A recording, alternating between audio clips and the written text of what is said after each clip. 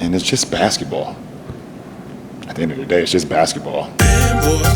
Like and subscribe on the way in the door, my people. I hope you all are having a truly fantastic day today.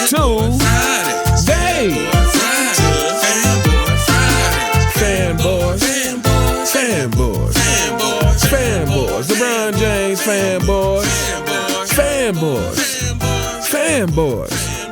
fanboys, LeBron James fanboys.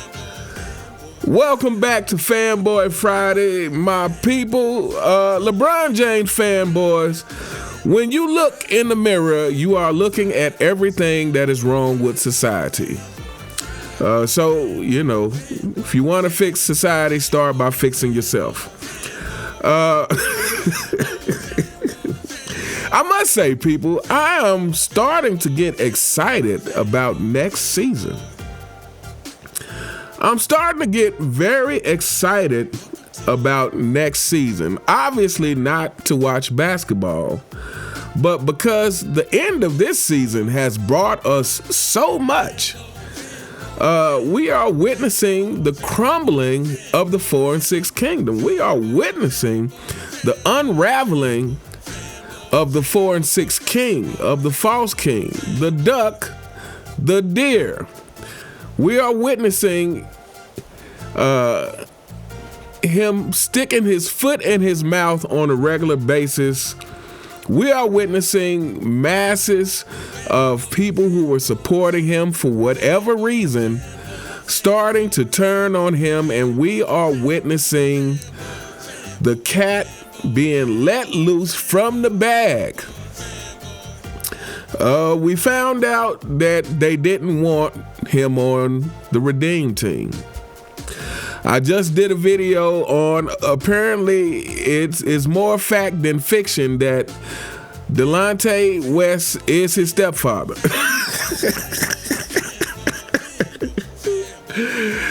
Rick Bucher just let us know that, hey, behind the scenes, players and coaches assume that the duck is on the juice. They just assume that this is true. We witnessed Stephen A. Smith tell us that we have no idea about the things that he knows about the duck. And today we're going to talk about Rob Parker, who totally expressed how he feels about this Bronny James nepotism situation. So, without further ado, fanboys, here's your chance to click off. Without further ado, let's get into this clip from Rob Parker. Does literally not. just happened right there. It's the craziest thing I've ever heard. Between working a job where people do nepotism is bad. So I'm the first one to say it. What Danny Ainge is doing is bad. Nepotism is bad. A lot of companies won't even allow it because it is bad. I don't believe the Utah Jazz should hire Danny Ainge's son. So I'll be the first one on the record. But when it comes to athletics and you having to compete to get on the field, the reason that this country is 70% white and the NBA 75% black is because you have to earn your way onto the field. Okay? If NBA owners wanted to do it and put white guys on the league and say the country's 70% white, I don't care how good black players are, I'm just going to hire white players because those are the people who are buying the tickets and coming to the games, and I don't care. No, sports has never been that once they've decided that they were going to allow black people to compete fairly and honestly, once they broke the color barrier. So it's a disservice to everybody who puts on a uniform, who has to compete. Michael Jordan owned a damn team. He didn't put his 2 sons on the team. He could have. Jerry Jones owns the Dallas Cowboys. He could have put his sons on the team and said, what does it matter? They're only the last guys on the end of the bench. People would be outraged. It's a disgrace. Anybody who's ever played sports and had to compete for a spot, for a guy to put their kid on it, It happens all the time, and it's wrong. It's wrong in Little League, it's wrong in high school, it's wrong in college, and it's wrong in the pros. Anybody who's honest, the only reason that people didn't go out and go off on LeBron is because he's a star. And they don't want the wrath or be able to say, well, LeBron stopped me from doing this, or I can't get tickets to the Lakers, or like they're afraid. If this was anybody else, if this was anybody other than LeBron James, he'd be ridiculed trying to get his son in the NBA. We saw it down with Urban Meyer trying to get Tim Tebow a job as a tight end. Right? His next door neighbor, his friend. And the player said, F no, he's no good. There's 20 kids in college who played tight end who deserve that job. And what happened? Tim Tebow didn't get a job because it wasn't right. And Bronny's not right, and he proved this year he's not ready. He's not ready for the NBA. He's a marginal player at best. I refuse to sit here and act like it's okay. It ain't the same thing as a job. If I own a store or I own something, that you people hire people all the time. It still ain't right. I just said that from the jump. Okay. Nepotism ain't right. Okay. Unless you own a family store and you can hire whoever you want if it's your business. You can. Well, first off, the Lakers are a family business. All right, so I had to cut it off for the LeBron James capper on the show, what is Kelvin or whatever his name is. But I agree with Rob Parker. And I agree that nepotism is bad, and I also agree that, to me, the only circumstance that I think is okay in is one where it's a family business. If you start a business that's supposed to be a family business and you're keeping it in the family, then that's one thing. But so I want to say this. We haven't talked about Bronny James in quite some time. Why is that? Because the media hasn't talked about Bronny James in quite some time. I say that to say this, for all you ridiculous LeBron James fanboys always whining and complaining about your ridiculous king, if they don't talk about him, we don't talk about him. I said all that to say this, that this Bronny situation could have been handled a lot differently. They could have kept this situation as quiet as possible. Now, again, he's a player, so a certain amount of attention is going to happen. But they could have did the opposite of what they did.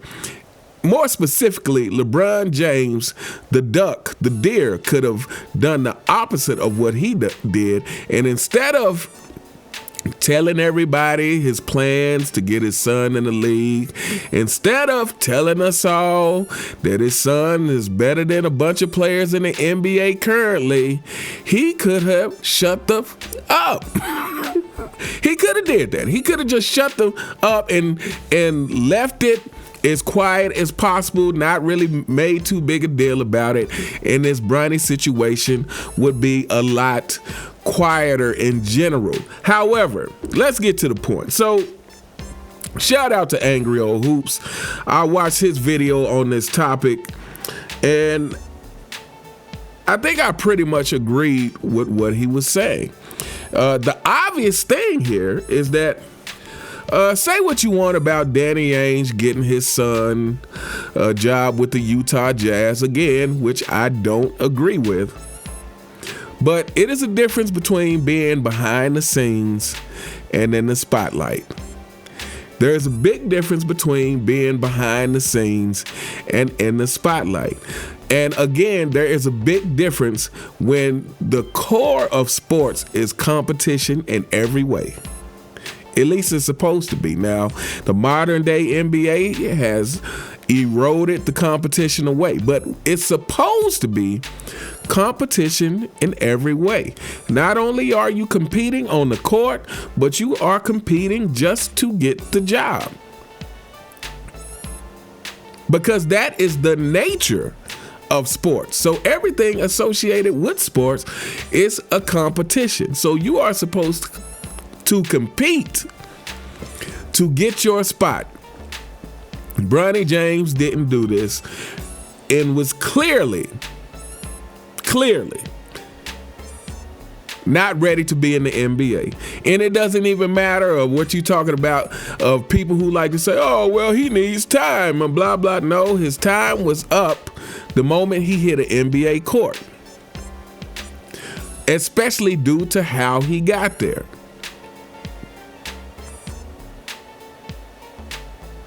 So it is a difference to me. Again, I don't agree with nepotism unless it's a family business. If it's a family business, that's one thing.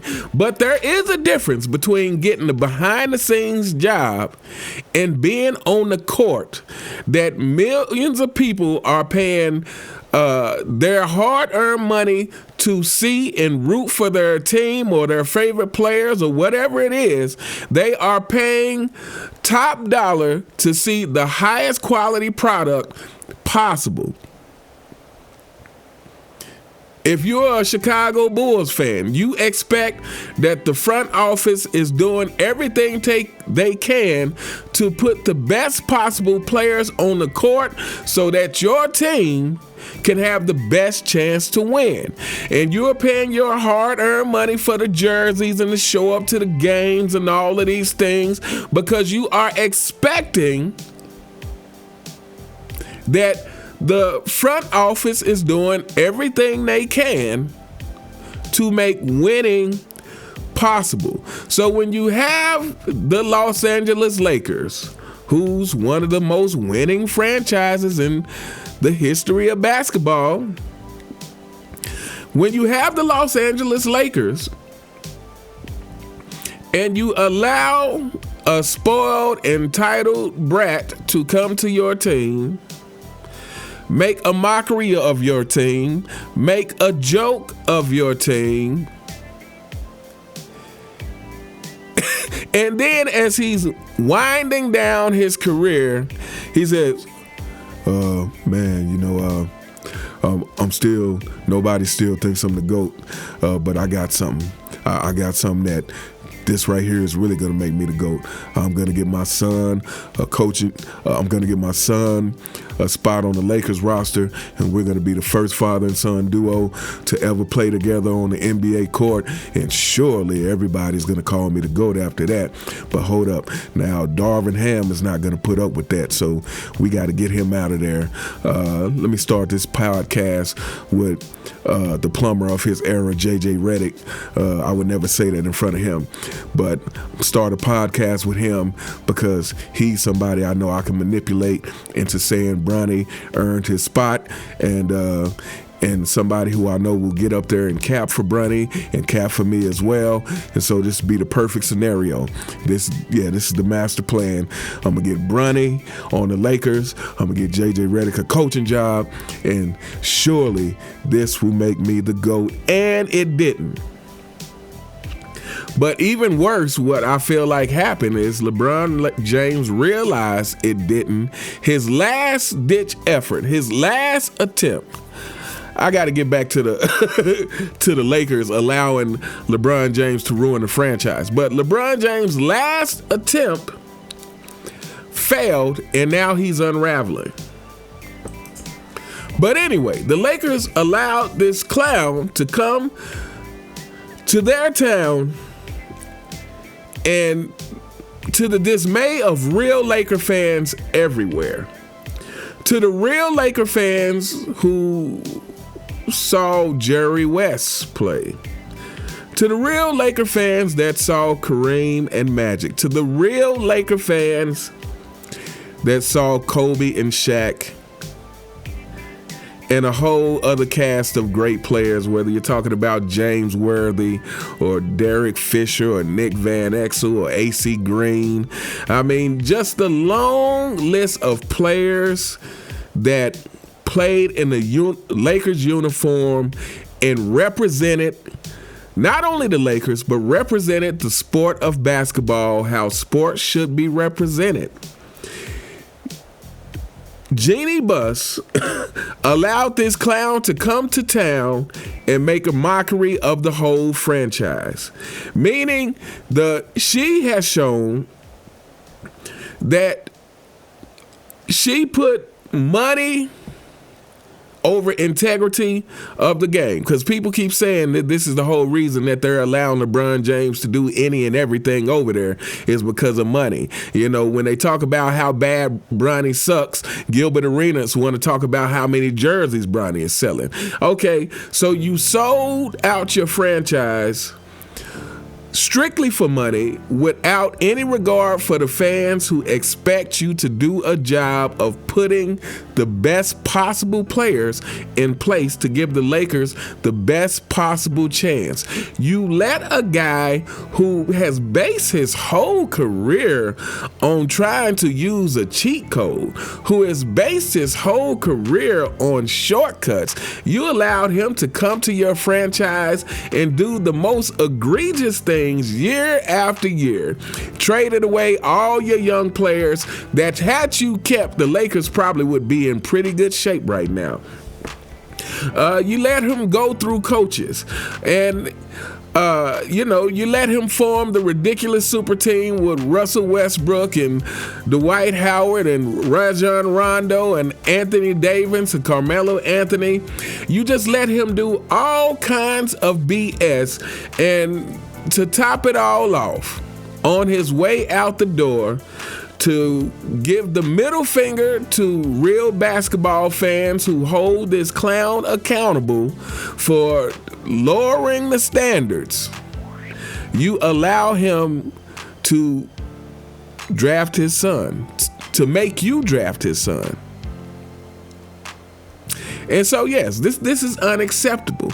This is not supposed to happen in sports. And there is nothing that anybody can say. Hey, you LeBron James fanboys, again, I keep telling you over and over again, the only reason you excuse this is because you are this. You are the same kind of person who wants to take shortcuts. You are the same kind of person who would cheat the game. Your ridiculous king just inadvertently self-snitched on himself by saying, I wish they would give us about a month before the playoffs to get used to this physicality. Give me time to get on a stronger juice regimen. Give me a time to work out more and get myself in shape for the physicality of the playoffs, because, with the physicality like it is, there's a lot less foul baiting and there's a lot less tricking the refs. Oh, did I say that? I meant a lot less. I'm not getting the calls I'm supposed to get. Yeah, that's your king, LeBron James fanboys. So, yeah, there is no way that Bronny James should be in an NBA uniform, and I'm really curious to see how long he's going to last. I have a feeling that he's going to make an exit with his father, because nothing about him just seems like he is hungry to play the game of basketball. So, that's about all I got on this. Like I said, people, I'm starting to really look forward to next season already, because the end of this season has been great. I mean, LeBron James is getting exposed on every turn. And to top it all off, next season, you got the GOAT coming to NBC. And you got basketball going back to NBC, which, again, if they're not going to fix the players, I'm not sure how much that's going to do. But Michael Jordan will surely draw eyes and will surely make it a more uncomfortable season for LeBron James. Hey, LeBron James. Hey, LeBron James fanboys. I really am going to enjoy you having to squirm when you see what respect looks like. When you see a person who's respected as the GOAT, because he earned...